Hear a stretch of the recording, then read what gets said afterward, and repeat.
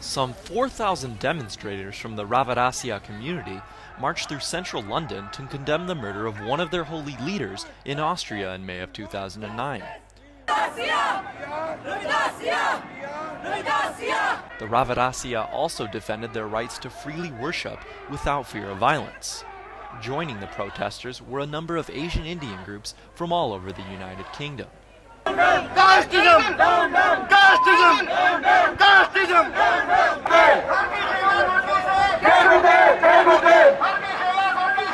And members of the Sikh religious community. The crowd began at Hyde Park and marched to the doorstep of the High Indian Commission, where a spokesman pled their case. There are contentious issues to be debated within the Indian religion, whether they are theological or practice. These should be resolved in a democratic manner.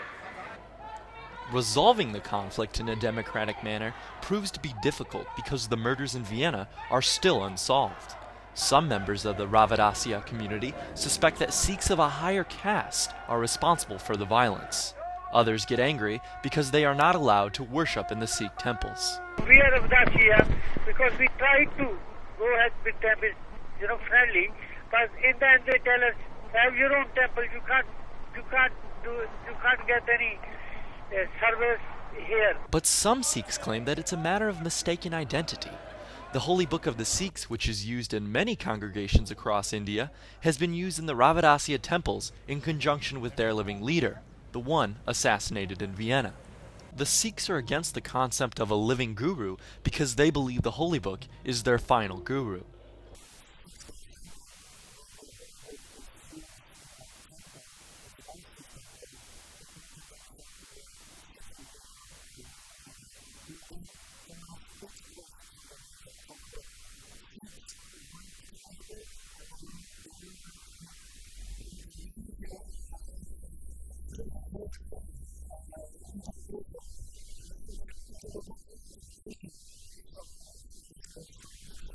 The interpretation of the Holy Book is complicated. When the division is underreported by the mainstream media, confusion grows. But news organizations like the BBC remain cautious.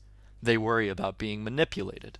The point about that march was we didn't think that it was going to be big enough or significant enough to merit us going down with cameras to take pictures of it, because if you do that, you suddenly make it into something else entirely.